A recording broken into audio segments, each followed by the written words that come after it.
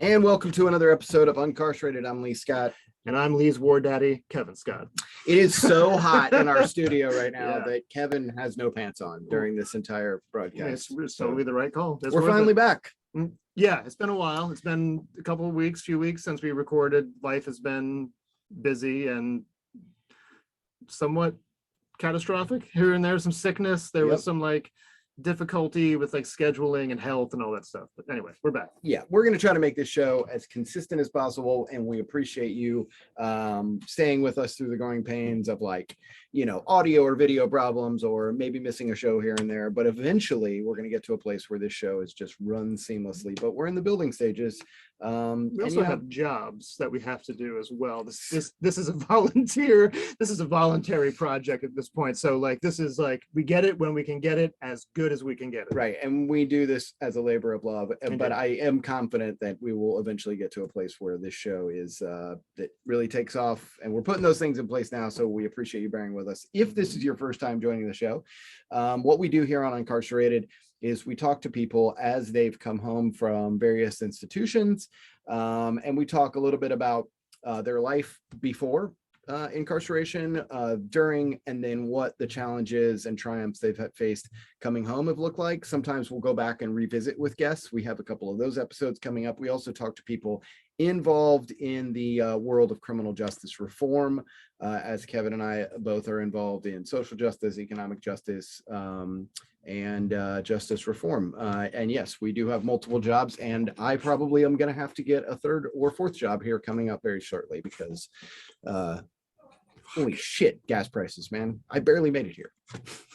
Gas? Yeah. That's fucking crazy. It's insane. Yeah, that's really I don't want to be complain about gas price guy, because everyone is doing that, but yeah, this is crazy. It's such a hard, there's that cautionary thing of don't work too much, take care of yourself, self-care and all that stuff. But then there's the other side where people are genuinely if I don't work X number of hours, I cannot survive. I cannot make it from Tuesday to Wednesday because gasoline, which right. I live in a world where a machine that carries my body from A to B is vital. And yeah, it's like where I'm working just enough to be able to afford to go back to work. Right. That's some weird loop that I'm in. And that brings us to our awesome guest tonight, who is, I think, going to touch on a little bit of that, because he has NeverWorkAgain LLC. Yeah. And I do want to touch on that because he made some comments the other day as we went to mentor some people at the jail that I found fascinating, and he's a lot bolder than I am. So yeah, no doubt. So yeah, absolutely stoked. This is somebody that we've had on our radar for a while to come on the show. Like Lee mentioned, we all went into our local county jail last week with John, who had been on before as well.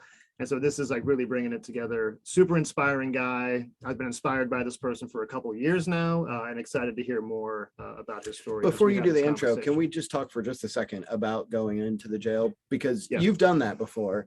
It was my first time doing that. Yeah. It is what I want to do with my entire life. If I could write what I wanted to do on a piece of paper and have that be my job, it would be advocating and mentoring for people that are incarcerated. And but it was emotional, and it wasn't just the door slamming and locking behind me. That was part of it, or being in a place that I had been locked up. That is not just the experience of being locked up, but the cop car ride there, knowing that I've left my entire world behind me. All of that stuff came up for me. And then when we got into the room and we're sitting across from people wearing those striped uniforms with slides and no socks, and it all came back, man. It was a lot. It's a very tactile experience, because your senses. It's a sensory experience of the sights, the sounds, the smells, your memories.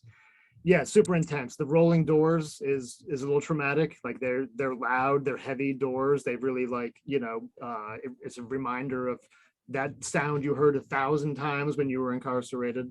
But also super inspiring, and a privilege to be able to go in there and talk to people who are in the midst of that experience, to just what we're offering during those sessions. Really, we're talking to folks in transitions or life skills classes, and all we're really saying is, we've been here too, we still care about you.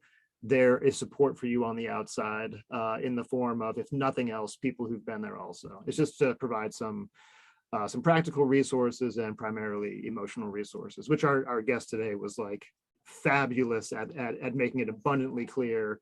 I've been through this, and this is not the end of the road for you, which is really powerful. I will never go after him again. Yeah, he kind of ruined it, didn't he? Yeah, absolutely. Okay. All right. Well, let's introduce this extremely selfish human being. Anyway, okay. All right. This is really awesome. Okay, so Julius Irving is our guest, and Julius Irving is an activist, humanitarian, revolutionist, and alchemist. Born and raised right here in Gainesville, Florida, Julius is very passionate about life, freedom, and raising the mass vibrational consciousness of the world. He worked as a field organizer for the Florida Rights Restoration Coalition to help get Amendment 4 passed, and was featured in the New York Times twice in 2020 for his work with the Florida Immigrant Coalition around voter registration in both print and podcast. He is also the owner of a tattoo business, N.W.A, NeverWorkAgain, LLC, and founder of a grassroots movement that empowers Black men through exercise, education, and intellectual discourse. No matter what he has accomplished or may accomplish in the future, Julius knows his greatest creation or achievement is having children and being a father. With that, come on in, Julius. Welcome to the show, Julius. There he is. Yay! Hey, what's up? Hey, what's up? What's up, How Julius? y'all doing? That was a great introduction. I just want to say that I really respect both of you guys. Like, it's rare that you meet people in this age that still have passion about anything. I mean, we live in such a nonchalant society where people just don't give a fuck about anything. And just the fact that y'all volunteer and give back, y'all share experiences and y'all wisdom with people, I really respect y'all for that. And I thank y'all for having me. Likewise. Yeah. Man. I was thinking on the way here, like, there are some people that talk a lot and don't have much substance. There's probably me and Leigh. Wait, what? There are some people that talk very little and have a tremendous amount of substance. And there are some people who can talk a lot and maintain a lot of substance. And I think Julius is one of those who has a lot to say, and it's all important. It's all good. When you were talking at the jail, I was like, God damn, like every sentence is a mic dropping moment. It was just like, I mean, just like wisdom. It's like all that comes out of this guy is really, really inspiring too, man. You inspire us a lot. Thank you, man. I really appreciate that. And I was just telling somebody earlier, like a tattoo customer that just left, everything good about me, everything that's a person can admire comes from something bad. You know what I'm saying? Like all the good things about me come from something bad about me. You see what I'm saying? My life purpose is trying to like balance the scales out. Because I haven't always been the man that I am now. I haven't always understood the way that I understand now. And the wisdom that I give, those mic dropping statements, I paid a high cost to learn that stuff. Yeah, so I want to talk a little bit about that. I want to dive into that for a second because I definitely can relate to the idea that the people who give back the most and who can connect the most with the people who are the most vulnerable are the people that have been through it, right? Like to be able to connect to people like that, you had to have been through some shit. But I guess that comes with a price, right? Like two parts to this question, Julius. Do you think that you have to have been through some shit to be able to connect? And then the other part of it is when you say balance out the scales, do you find that like that war within ourselves to balance that out, that sort of like duplicitous nature, is that necessary? Like how do you like feed the good side and not the dark side? How do you like, do you just have to kill off that person altogether? Like, can you even live in a duplicitous way? I just want you to talk about that for a second. Okay, for sure. Sorry, I got a little esoteric there. That's a long question. But for me, when I say balance the scales, I think it's more about just being balanced because you can't do away with either side. You see what I'm saying? There's no such thing as all good or all bad. But I feel like if you're perfectly balanced, everything's righteous to you. Everything that you do is like within the means of righteousness, even if it's perceived bad by some other person. It's just all good. So it's about just being balanced. That's my everyday goal, is to remain balanced. You know, to have an equal amount of everything. Because I don't want to be too happy. I don't want to be too sad, man. Because sometimes when I'm overly happy, I can make just as many fucked up decisions as I do from a depressed state. So I just always try to be just like humble and just balanced in everything that I do. And that's the constant battle to just balance the scales out every day. Yeah, I love that idea because I think that's where I've seen a lot of people get into trouble, especially in the recovery world. You see a lot of people that are all or nothing thinkers, like they go, well, that used to be my life and now I am this thing. And so it's either all good or all bad, but that's not really the narrative of any of us. All of us have some of that stuff in us. Sure. And it was something that you said about like, do I think you have to go through it in order to be able to address certain issues and problems or whatever? I think that we all go through it. A person has to be at a place where they can accept what they've been through. And it's like you can't gauge things situation by situation. What I do is I try to like associate with the feeling the person feels. And I may not have felt that feeling through the same situation, but I have felt it before. So in that moment, I can understand where you're coming from, even if I don't understand the situation. And it helps me be able to just communicate in a better way. You see what I'm saying? Because there's nothing I can judge anybody for. I'm in no moral position to judge anybody for anything. All I can do is hope to understand, share wisdom where I can, and learn something and teach something. I would love to hear, backing up farther into your life. I've had the privilege of meeting your mom. I've met your sister. I know your sister semi well, but I would love to hear about like your experience growing up, like your family, just kind of like what life was all about for you coming up here in Gainesville as young Julius. Okay, for sure. Like the early parts, right? It was all good. Like in comparison to the societal norms, like having Christmas, eating together, all of that kind of shit like that, it was like all good, right? But there was a portion of my life where I just started being aware of other things. I started noticing this like little shit changing or whatever. Like, hey, are we poor or something? Like, what? You see what I'm saying? Like when I started going other places and seeing other things outside of my community, I started kind of just wondering like, oh, hold on, is this shit normal or not? I mean, I still appreciated it, but so it was like that little thing going on right there. So in my earlier years, and then my parents eventually split. And that was kind of hard. That was like when I really started moving in like all of the like hoods of Gainesville. That's when I really got out there and I had this thing in my mind even early where I would just normalize everything. I figured the world is like me, everyone's like me, everyone thinks the way I do. And just what I experienced, if other people around to see me go through it, and other people, it gotta be normal. I just tried my best to deal with everything, always. So but it wasn't until later of having other experiences and growing that I could look back on certain situations and be like, damn, that shit was actually fucking crazy. Like I should have never had to go through that, see that, or you know what I'm saying? Even things that I just picked up that wasn't like directly taught to me, just saying like, think this way, do that. It was just, I just learned stuff other kind of ways, where like I would gauge responses to certain things. I would understand like I have no place to speak my feelings or have a preference or anything. I have to take whatever life gives me. That's kind of like mindset I had early, or just adopt it while still just having this like just trying to learn life through my own experiences, through other people, TV, through whatever I could, and trying to understand life itself and then my place in it. That was just like a early childhood. But however, when the bullshit started, this when the bullshit started. Not the bullshit. not that fuck shit. Yeah. The bullshit started when I moved to the southwest side of town. I think I was staying in an apartment complex called Cambridge Apartments on the east side of town. But I moved to the southwest side, right? We moved to Cedar Ridge. We moved to Layton Oaks. And I was asking my mom, like, are we still in Gainesville? Like, where we at? I had never seen that shit before because I was so just localized in my communities. I never went anywhere outside my communities, not many experiences. So I didn't even know I was in Gainesville. It was my first time really like seeing kids in person, like my age or younger, like smoke cigarettes, have access to drugs, guns and shit. Like I just wasn't accustomed to like seeing it in person. You see what I'm saying? So I had to quickly normalize that shit. I understood early that I can't act like I don't know. I have to pretend like I know until I found out. You see what I'm saying? So I was good at pretending like I knew until I actually found out like how to behave, how to act, how to whatever. And I was just good at it some kind of way. I just picked up a lot of shit, man. I was like can you ever heard like a wolf in sheep's clothing?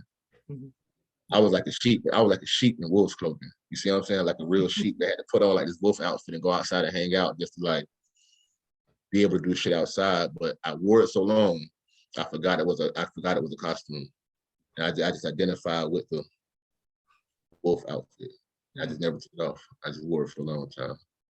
Do you think that that is fairly common, that like the having to sort of like put on the idea that this is normal, that this is okay, that this is acceptable, because these are the conditions that the system has put us in, you know, poverty and lack of affordable housing and all this stuff. All this has put us in this system. So we're just kind of have to play along and act like it's normal. And then people sort of forget, I'm a kid, I'm a human being, you know? Yeah, for sure. That happens all the way across the board in every aspect of life, no matter what community, what upbringing you come from. It's things that go on that you just accept because it's a part of your everyday normal living in life. You see what I'm saying? Like, people aren't necessarily born racist or nothing like that. But if you're around it, you just adapt that mindset, that mentality until you fuck around and go to prison. And now you do some time, you come out, you got like 4 black best friends, your fucking tattoos don't matter no more. You got to get them covered up. And you understand life differently after that. You see what I'm saying? It's like this thing where I understood it's a power to trauma, right? You ever heard like you can't teach an old dog new tricks? Mm-hmm. One of the things that can do that is trauma. I've seen trauma, like a person be good and trauma happens, not that bad. I've seen a person be bad and trauma happens, not that good. And I've been traumatized in both ways, but I've been blessed enough to be able to like travel, learn how to voice my opinion and be confident with myself and speak to other people. There was a time where I wouldn't even talk to y'all because y'all was white. I could freely express myself to my other black friends, but just because this thing about myself where I felt like maybe they won't understand me. Maybe I'll be viewed like the stereotypes or something like that. It wasn't necessarily like no racist shit. I just didn't want to be misunderstood or judged in the wrong way.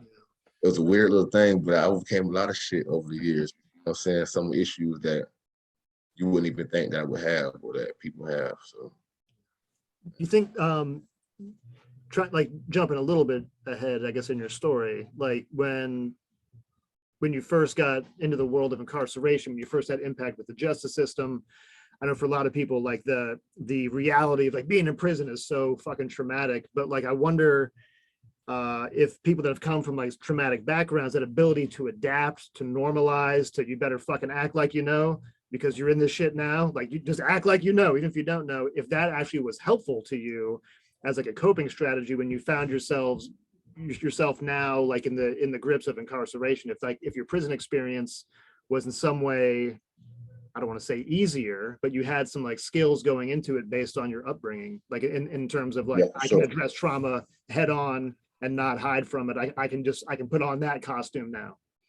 Yeah, for sure, most certainly. Like that was definitely a skill set that I still have, and I had even then.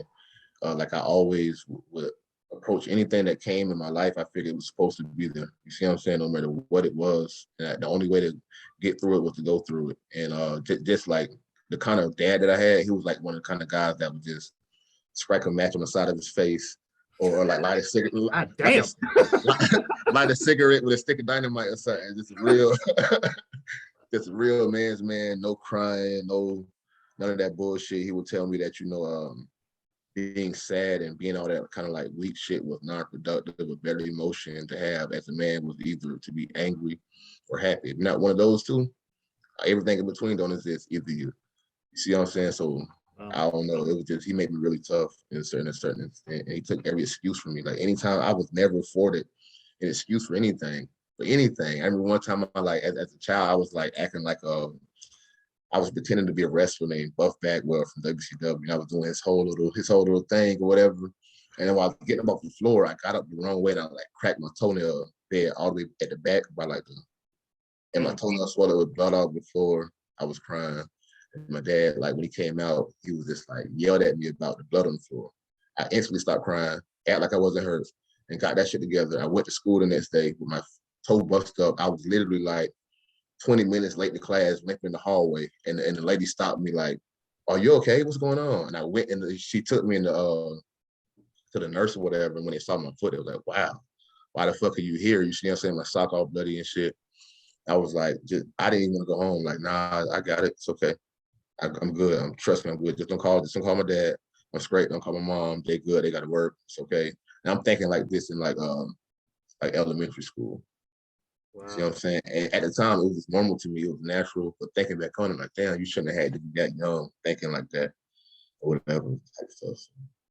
Julius, I that kind of dovetails into a question I wanted to ask of you. I noticed when we were at the jail talking to the fellas, and then now even in the first few minutes of the podcast, that you are really pretty open about depression, trauma, PTSD. We're a couple of white guys. I don't know if you've noticed that. I one thing that I've noticed growing up, I went to Williams Elementary, and then I lived out there in Majestic Oaks and Cedar Ridge. I had a lot of Black friends growing up. And one thing I've noticed is that a lot of my guy friends in general don't want to talk about anything emotionally dexterous at all. Kevin's one of the few friends that I have that will openly admit to crying or to being upset or to being stressed out or having anxiety. He's one of the few guys that I know that will do that, and I share that bond with him. But even less so, I've noticed that among my Black guy friends, that there is a reluctance to talk about anything outside of anger or joy, that weird sort of like in between space of depression, anxiety, the place that most of us live, and the place that poverty makes even more prevalent, that there's a reluctance to talk about it. I wanted you to maybe to speak to why you think that is, and then also why you've kind of gone the other way and you don't have a problem talking about it. Okay, for sure. I think because first of all, I fully accept who I am in the full range of my humanity, my human emotions. Like, what the fuck is that? That's one of the weird things I start waking up to. Like, why the fuck can I feel anything else? You see what I'm saying? Besides, like, no, I genuinely feel this shit. Why can't I express this shit? And that helped me to kind of like just accepting that, right, and owning it. And just being human whenever I had to be, it allowed me to truly see the people around me in a better way too. You see what I'm saying? When I actually was being my actual self, you see what I'm saying? I had a lot of people when I started speaking about things that hurt my feelings and stuff that they may have done to me that had really messed with my mental health and my emotional feelings or whatever. A lot of people couldn't accept that coming from me, being 6'4", gold teeth and everything. And sometimes I would even get met with like some kind of aggression and shit, and that would cause even more hurt. And I got to the space where I had to really withdraw from people and fully accept myself, fully accept all that comes with being me, and break away from anything that I had that I didn't like, that I couldn't say, where did you get that from? And I wasn't in full control of it. See what I'm saying? Cause I inherited a lot of stuff. Like, I inherited my father's diet, I inherited my father's beliefs, his fears, I inherited my mom's stuff. You know, how much of this shit is me? And in the process of like really learning and accepting me, and not comparing myself by others and by none of that other shit, but just how I feel. I had to really like trust myself. Yeah, I think it's super important to hear somebody that's 6'4", Black guy with gold teeth talk about their feelings. I can't tell you how impactful that's got to be for other people who maybe are reluctant. And I do think that, yeah, some of it does come from our parents. You know, I think my dad got on to me for expressing stuff that was outside of joy, you know. But I do think some of it comes from, you know, living in poverty conditions. It's like, well, we don't have time for that. You know, we don't have time for you to like, come on. I mean, I remember I was a single dad. I was 18 with my son. And one of my big regrets as a young single father was that I didn't give him time to slow down and make a mistake and express stuff. I still feel bad about that to this day, that like, I was like, dude, we don't have time for you to lose a shoe, you know, like find the shoe, we got to go, you know? And so I do think that's something that like we can all do a better job about, is talking about it. Yeah, for sure, for sure. I mean, you said so much good stuff then, man. I was trying not to like, I wanted to hear everything you had to say. I didn't want to gravitate on that one thing so I could respond to it when you finish, but you just said a lot of like valuable stuff just then, man, that really resonated with me. I just strongly agree with. It was something I wanted to say, man. It slipped my mind, but y'all help me out here. Help me. Well, hey, so I do want to, like, I know you have a really powerful turn of events that happened in your life some years ago, and obviously we don't want to miss that. But prior to that, obviously at some point you ended up in DOC, in the Florida Department of Corrections. Could you talk about some of your experience, maybe a little bit of like what led into that, and then just the experience of being inside? What was it like for you? Okay, for sure. For me, right, it was like the toughest part about being incarcerated when I initially got incarcerated was simply being away from my mom in any kind of way it negatively affected my mom and her housing situation. You see what I'm saying? That was the main thing. But other than that, I took it as like this weird validation from my man. Strange as it seems, that's just the authentic truth. Being like 19, just being arrested, this is like proof. Like I'd have been there. I went to the place that you shouldn't go, to the point of return, and I came back and I'm okay. So respect me because of that shit. See what I'm saying? So I took it that kind of way. And then when I got there, it was just people that I hadn't seen from my community in a while. Like, oh man, Michael, there you go. What's up, bro? Hey, what's up? How you doing?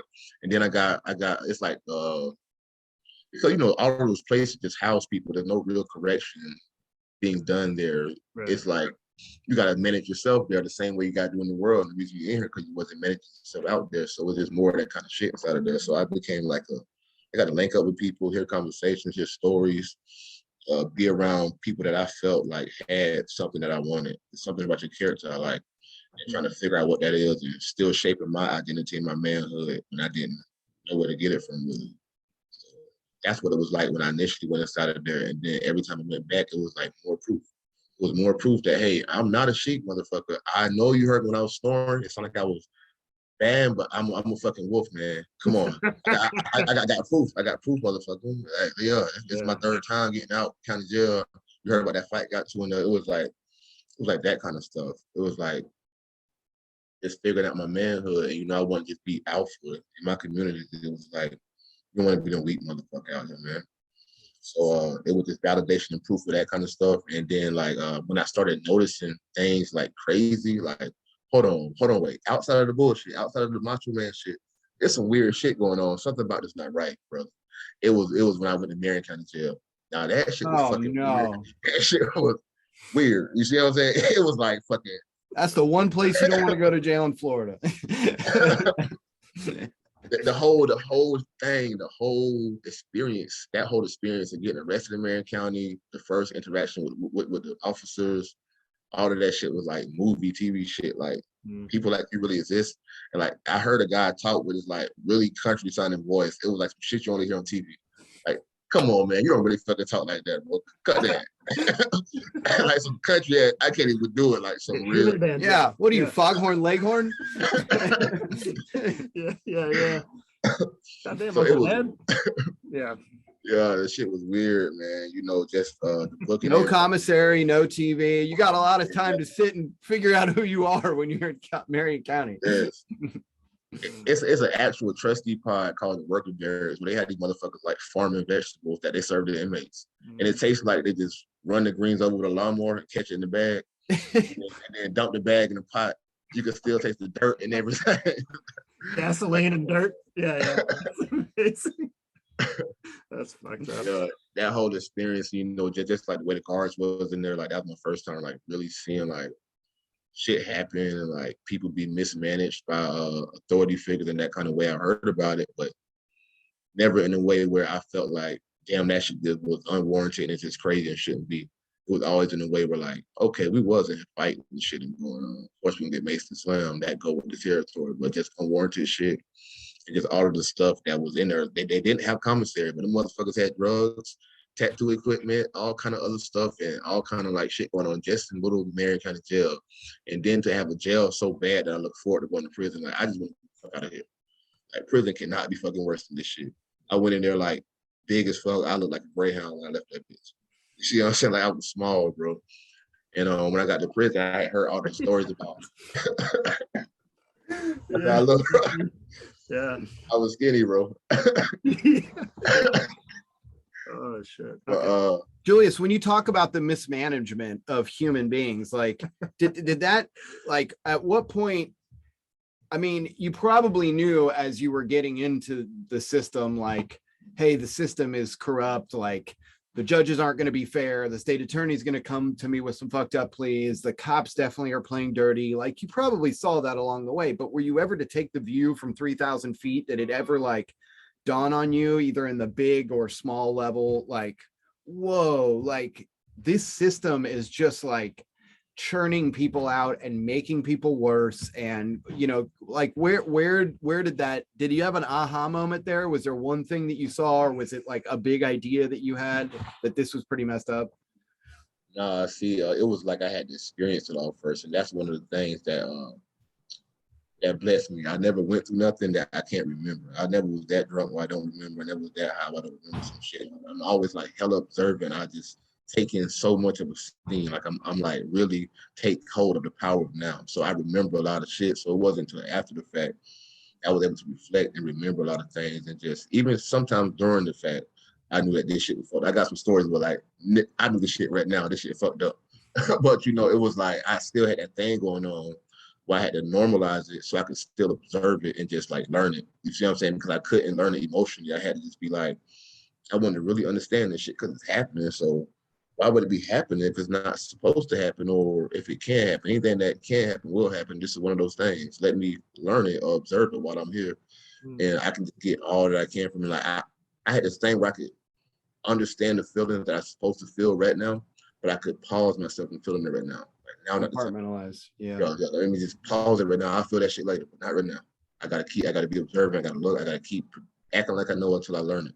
You know what I'm saying? And, that's what it was for me in prison. But yeah, I think it's like those like childhood developed skills really kind of came in handy during the incarceration experience of like compartmentalizing, act like that all comes into play later in your life, it sounds like.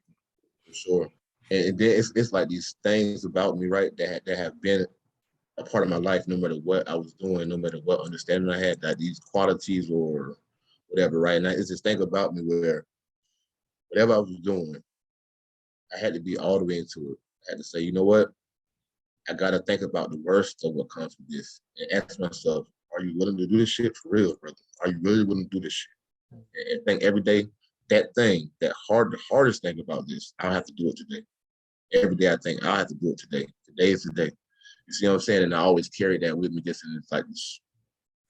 And then to the point where it became like an automatic thing where I didn't have to like do that conscious, that dialogue in my brain. It was just there, like, whatever will come, I'm willing to do it. If it's stopping me from going forward, whatever it is. So that's how everything that I went through has been. But after all of that shit, I could really get detailed. I hope we can do this again. I could really get detailed when I have more time.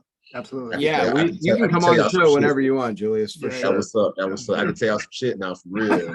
We can all get some life lessons out of this for real. But I mean, that's kind of the purpose of the show, is that, we touched on it when we were in the jail, that, I was kind of worried about saying it in front of a cop, but like, the system counts on our silence. That's why nothing can ever move forward, because the people that are in charge of the system, the infamous they, right? Like the people that are in charge of the system count on us to be so traumatized that when we come home, we don't ever talk about it. So that's why we have this forum, so that we can expose some of this stuff and heal and learn from it. And, maybe people can hear this and go, oh shit, like maybe we should vote differently and, act accordingly. So I will say too, like from being around you, little bits, that we worked at the same office for a while, but like last 9 months, is that how long you've been there, something like that? Yeah, for sure, 9 months. Yeah, I mean, obviously you are a hyper intelligent and observant human being, so there's no doubt that you were paying attention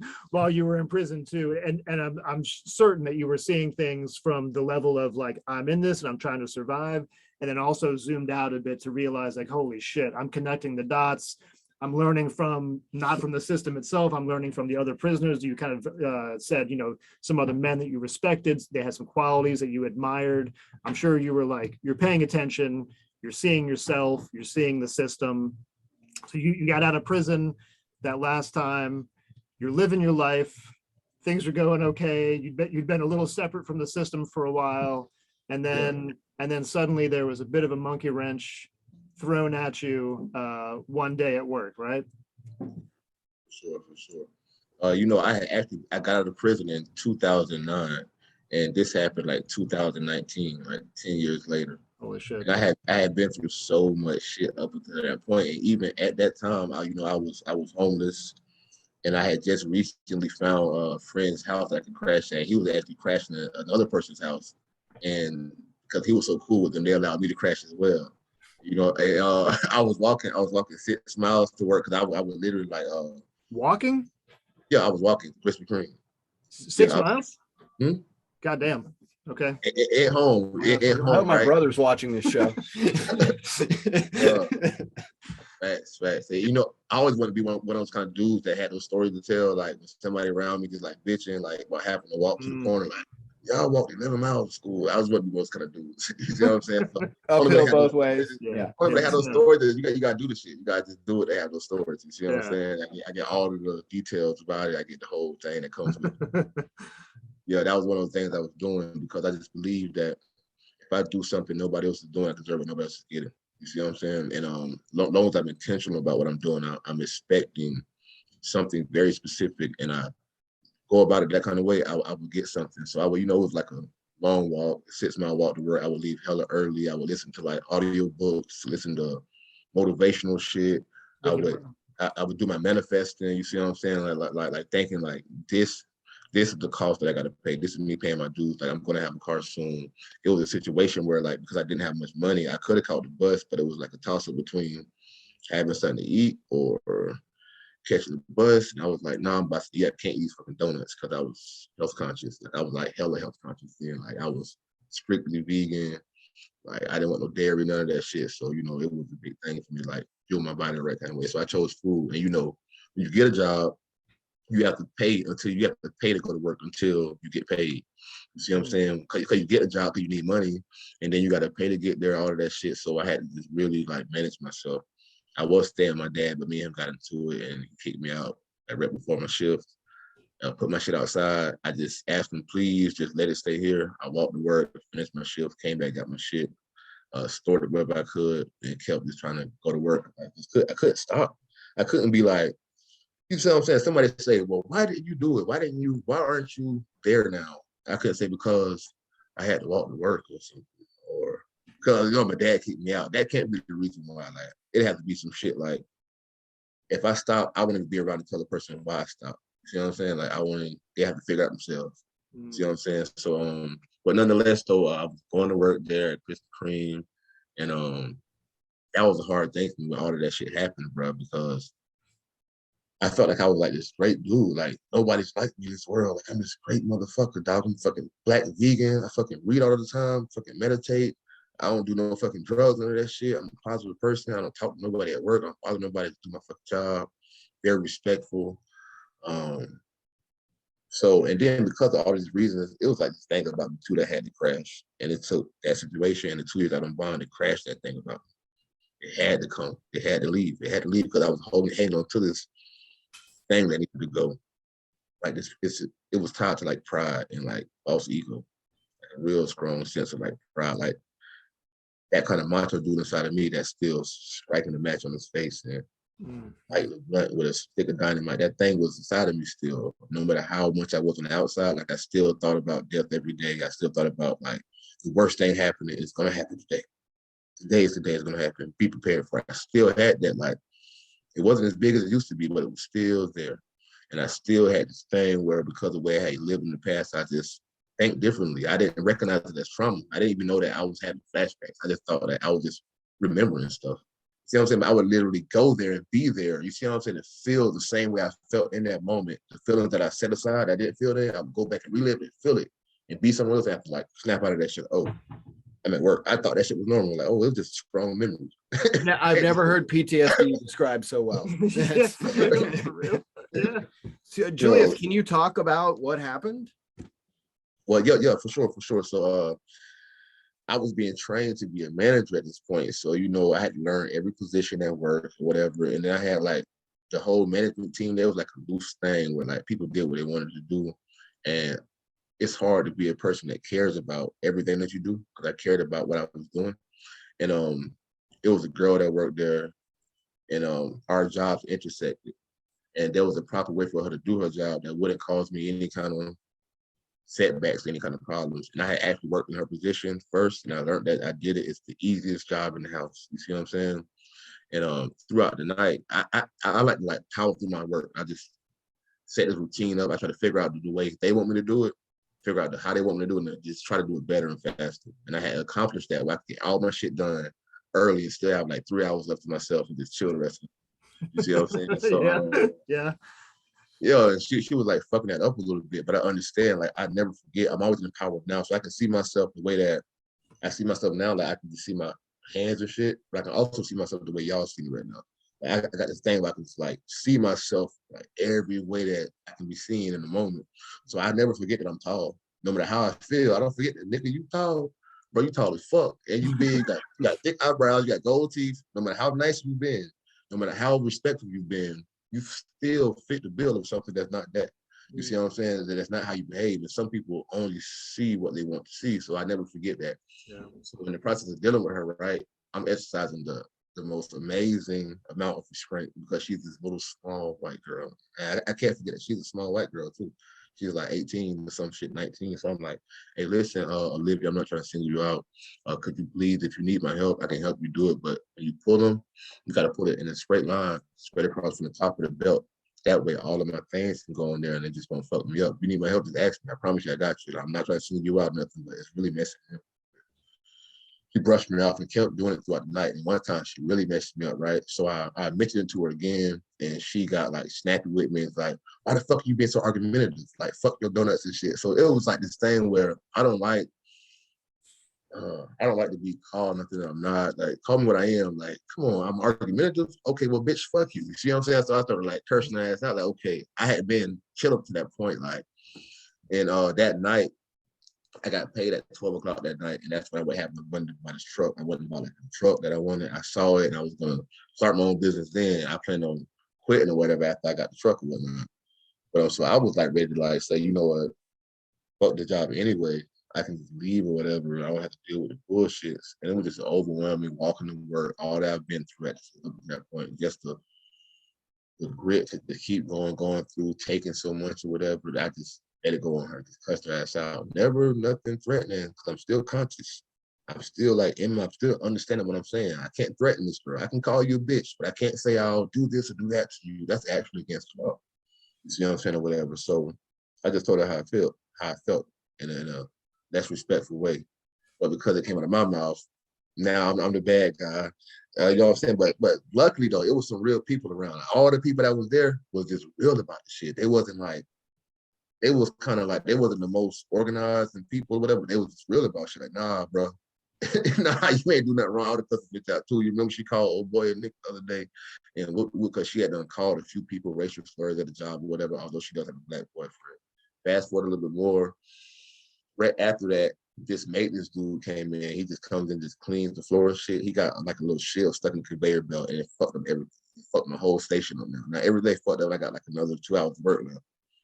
And donuts are piling up like I Love Lucy. Just like facts, man. Were you there? Yeah. I worked at Krispy Kreme when I was like 18, so I know. Oh, bro, you understand. They were literally piling up at the top of the belt, like going all and falling back in the some shit. It was crazy. And at that point, I was looking down just like at the dude, at the maintenance man trying to get the shield out, and I heard somebody pounding on the glass window. Boom, boom, boom, boom. Now, mind you, the kitchen is loud as fuck, dog. So to hear that, you gotta really be beaten. So I look up, I see the dude. I don't even know him. I never saw him before. He's pointing right at me like, you. So I direct him to the side of the building. Like on the side of Krispy Kreme, there's like some chairs where you can sit outside and just dine, like little covers and shit.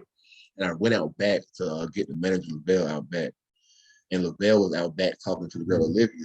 At the same time as I'm out back, the guy comes around the corner, comes around the back of the building. This is an employee only area. You're only back here if you're picking up a delivery or something like that. And that's our work area. If you ever saw somebody sitting back there just chilling, hey, you gotta get some back here, man. Get from over here. So you come into this place or whatever, and you reach in your pocket and she came to me. We got to the scuffle.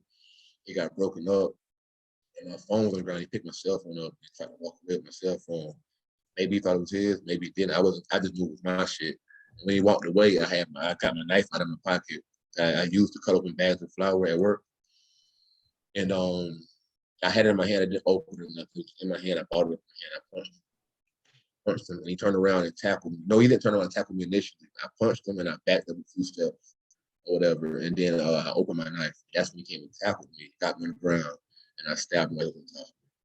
And then once he got off of me, we separated. I started looking for my phone to call. For some reason, bro, I just felt like I needed to call the police for myself. I don't know what the fuck I was thinking, but I can remember thinking that like as a valid thought. Like I need my cell phone. It just mean more if I actually called them for my cell phone or something like that.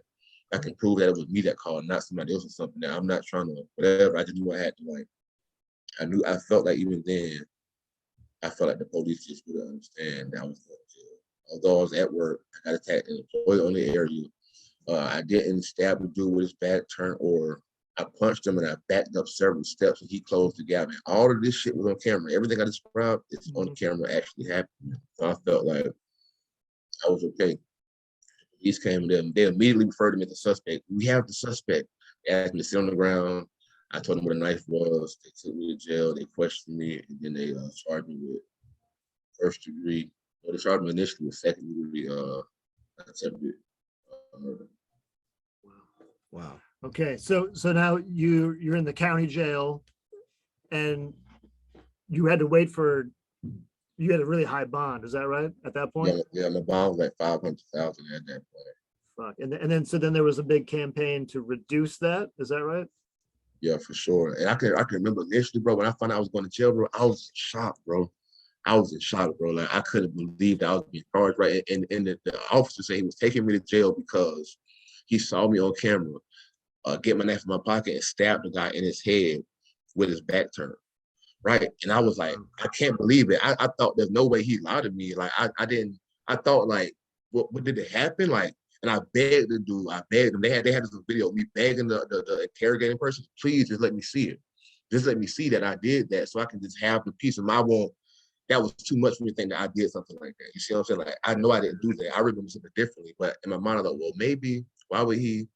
And then I saw it, and when he showed it to me, bro, what I believe happened, what I said happened, is what was clearly shown on the camera. Sure. I just punched the dude. You can literally see me step back like 4 or 5 steps and then open my knife. But how did he see me stab him in the? I was like, nah, man, come on, man. Look, you said that. That's why I'm going to jail. That's why you charged me. But look, it's right there. I just punched him. And he's like, nah, man, nah. He wrote the report, how he wrote it, and they charged me. Attempted murder. And so eventually, I know we're short on time, but eventually you got bonded out. And then what was the offer? What were they offering you to get you to avoid a trial? Okay, so the state said, right, the only plea deal they ever came to me with, they never went higher or lower, was 10 years in prison. It said 10 years in prison. If you take the 10 years, we're just gonna throw it out. But if you don't take the 10 years, however, we're gonna enhance it to first degree and we're gonna seek a life sentence. That's what they told me, right? Yep. And actually, I don't even mind going over because like this is good, it's great. All right, we're gonna ride it out a little bit. So, but that's what they told me, bro. And my attorney was the chief public defender because there's only actually like one public defender, and then everybody works underneath him and the chief or some shit like that. So he was the chief public defender, Bill Miller, bitch ass. How do you really feel? Yeah, okay. Yeah, I gotta be real because Bill Miller sucker, man. He came in there, right, and he contacted me in the county jail first before I even got the bond reduction. And I was really skeptical. I didn't trust him at all.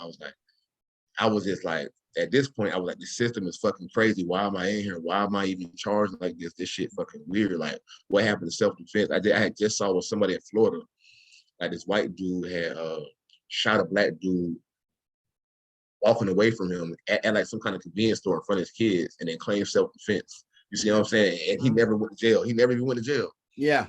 But he eventually later got found guilty and sent to prison, but he was able to still fight from the streets and never even went to jail. They honored his self-defense claims, even with the video being shown. I had a video that was clearly self-defense, and I was like, this shit crazy, whatever. So I definitely didn't trust the fucking public defender. He came and he promised me, he was like, listen, Julius, I can tell you're intelligent. I can tell that you're not. He acknowledged everything that's other people seeing me, he acknowledged it, right? And still tried to play on my intelligence at the same time. You see what I'm saying? It was like, man, I promise you, I'm not one of those kind of people get you to be out, man. I'm really gonna look at the case. If that video shows what you say happened, then I don't see why we can't. And just trust me, man, I'm really gonna try to fight your case, but I'm not gonna, I know your sister. I'm not gonna try to get you to plea out unless it's absolutely necessary. And I just truly don't believe you can't win a trial. And I recognize, right, after bonding out and being on bond for 2 years and meeting with him every month for an attorney visit, that he was playing the same record over and over again every time I came. Like, he never knew what was going on in my case. Just like, would say the same shit from the last meeting. Like, I'm hoping to hear something new.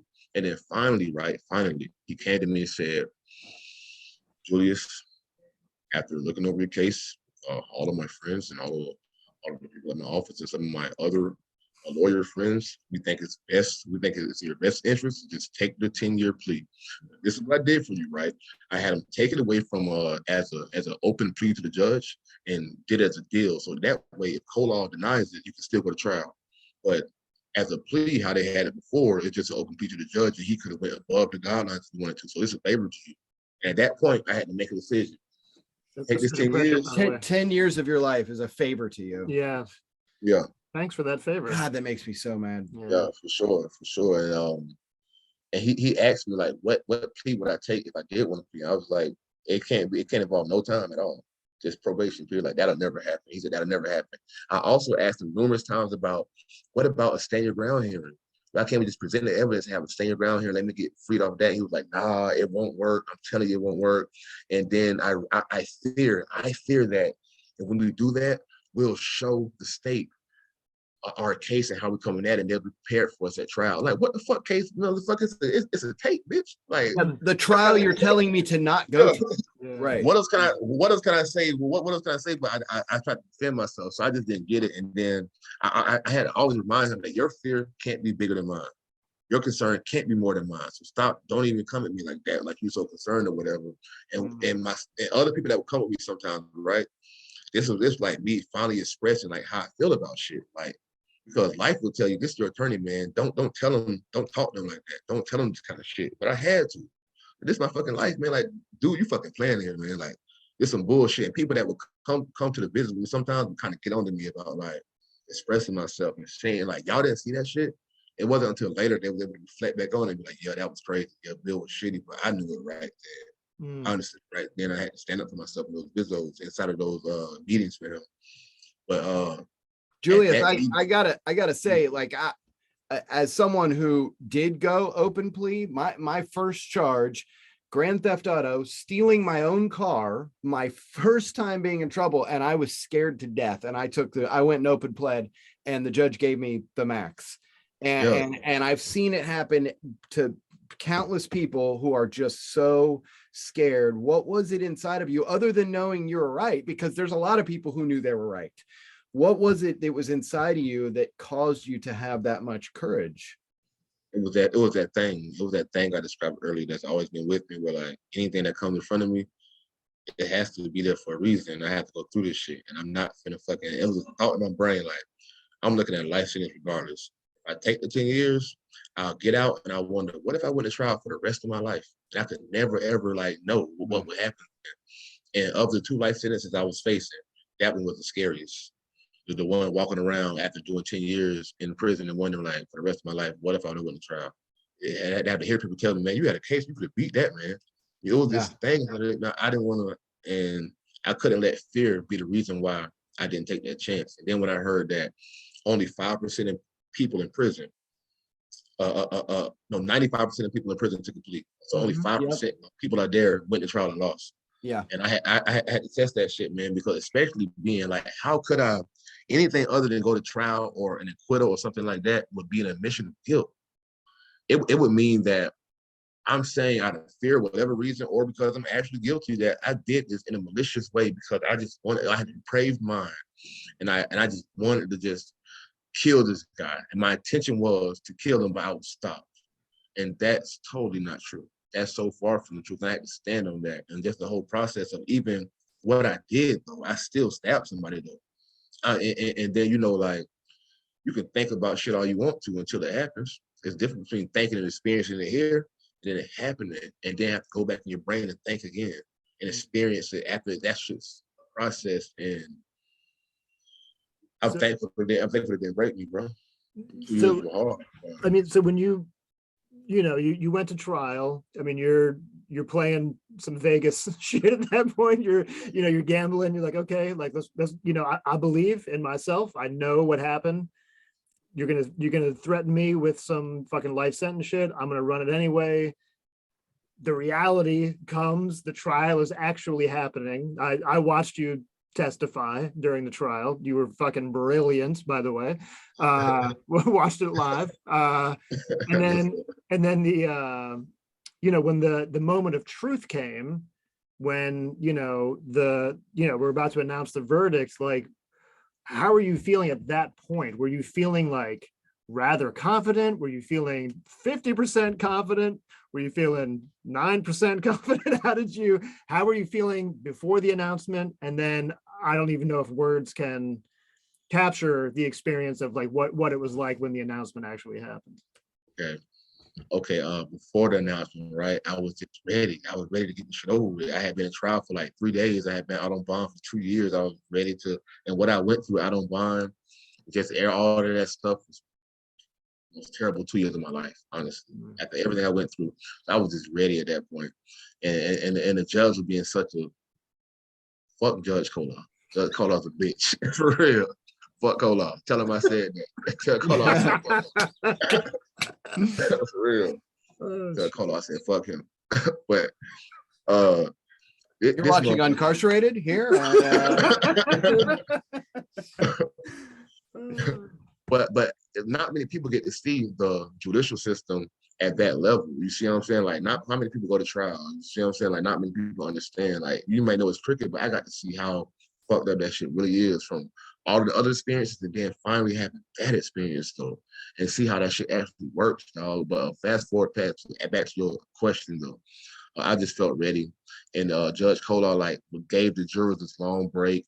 They was already deliberating for like 30, 40 minutes. He called them back into the room to ask them if they wanted to order some lunch. And they was like, nah, we just ready to do what we came to do. He was trying to be extra nice to them. And so much shit about the trial itself I could talk about. It's crazy, man. But when they came out, bro, and they had finally deliberated, and they brought the fucking, they handed it to the judge first, right? And the judge looked at it. He was like reading it. And then he handed it to the clerk of the courts, and she had to read it out. And in my mind, I just stood up. I had pressed pause on my feelings. Press pause. And like, it's like shit slowed down. I could see the whole room. I could see people behind me. I could feel energy. It was surreal, but it actually happened though. I felt it. I was there. I was sober as fuck, and it actually happened, bro. Like, I was in some total different level of consciousness that whole trial. That's fucking weird, but I experienced that shit though. I can never deny it because I lived it. But and then like, bro, I just said in my brain, I was like, I said this little mantra I said to myself all of the time. It's like, unto thee, O Lord, do I lift up my soul. Oh my God, I trust in thee. Let me not be ashamed. Let not my enemies triumph over me. You know what I'm saying? So I just said that. I was saying it over and over again. And then as she went to read it, she was saying all of the stuff, and I got to the part and I just said it with her as she was saying it, not guilty. Boom. Like, oh shit. So but the fucking bitch ass Bill Miller and Joy Scott was like, calm down, Julius. Don't do that. Don't just wait till we get outside before you celebrate. Cause they knew me, cause I was talking like how I'm talking now. I was talking shit to them about Kolar, about Stephanie Clue, fuck ass, the prosecutor turned her little bobblehead ass. She shitted. she was trying to be. I said on the podcast. Yeah, she was trying to be so aggressive. Like, I totally got the game plan. They thought I would be triggered on that stand, right? And the day of trial, the shit y'all didn't see on the cameras, it was shit happening in that courtroom that y'all didn't get a chance to fucking see. It was shit that was said and things that happened that them motherfuckers kept giving me watermelon Jolly Ranchers. Like, why the fuck? Like, who has this many watermelon Jolly Ranchers? Like, this some racist ass shit. Like, why? What the fuck? I know what you're doing here. Yeah, they had a plethora of just a non-stop flow of watermelon flavored Jolly Ranchers for me. Like, fuck out of here. But so that's one of the things that I caught with the level of awareness that somebody might have missed, but I caught that shit, bro. And it was the real thing. Like, who the fuck has this big bag of one flavor? But anyway, so when they said not guilty, bro, I felt the energy coming inside of me. I just felt the same, just like this hot rush of energy starting from my feet, coming through my body. I just wanted to like let out this roar that I felt would have probably got me another charge. You know what I'm saying? But it was this power I wanted to release inside of the courtroom that I respected it. I didn't want to get no trouble. I was just fresh out of trouble. I didn't want to give them no reason. So I waited till I got out. I wanted to cuss everybody. I wanted to be a real motherfucker in there, tell them about the ass, dog. For real. I wanted so bad. But I let it go and I waited till I got outside. I walked those doors, bro. I took off that jacket and I threw it in the man, not guilty. No, I just, those words were in my brain. It's a good video. Yeah, it's worth watching. I think the real celebration and the real in your face moments have come with what you've done with your life here in the last couple of years. So I would love it if you could come back on the show here in the next week or two and talk about N.W.A. and talk about, I definitely want to dive into this inner courage and strength that you've had to go to trial. You now have used that to start your own business in advocating and mentoring for other people. So we'd love to have you back on the show here to kind of do part 2, Julius. Yeah, I would love to come back. And also my sister she told me to tell y'all should have us both on as a tag team duo. Oh shit. That would be amazing. Yeah, absolutely. We were talking about it earlier today. She told me to mention it while I was on the podcast, and I promise. I have a feeling we're about to lose our positions as hosts of the show. Uncarcerated, hosted by Julius. Julius and Jody. Speaking of your family, really quick, I know we got to go, but when your trial was happening, one of the days I was out there with some people like outside the courthouse, and like your mom was over on the corner and like in a prayer zone, and just like hands up, like just to the world. And I had to walk back. I had to go back over to the office where we have now worked together.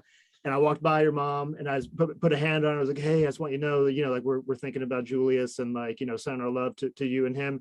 And it was like, I didn't even fucking exist. She was just like, she and I've seen her before and since, but that day she was pulling down something pretty powerful for you. And obviously for sure, you had a lot of support out there inside the room and outside the room. There's a lot of people that were really pulling for you, and rightfully so, man. You're a really good guy. Yeah, for sure. And this is that experience that we just spoke about, the whole Krispy Kreme thing and that whole stuff. It really allowed me to see how many people in my community were in support of me. I didn't know I had touched that many people until then. I had no idea. And even still now, like I think of myself real humbly, but when I go out, people still kind of respond to me like this kind of, hey, it's Julius, what's up, bro? Yeah, I mean, it's not a lot of times that you get to see your own eulogy or your own legacy, get right in front of you. So, you've definitely earned that support. I mean, just in the few times I've met you, I can tell what a genuine and a good human you are. So thank you so much for joining us, and I can't wait for part 2. Yeah. We'll do it again really soon. All right, for sure, man. I'm looking forward to hearing from you. Thanks, Julius. Thanks for joining us, bud. Appreciate it. All right, so Julius on the show, amazing. We'll get part 2 here shortly. Next Sunday, so here in just another few days, we'll have Lionel on. Finally? Finally. Finally.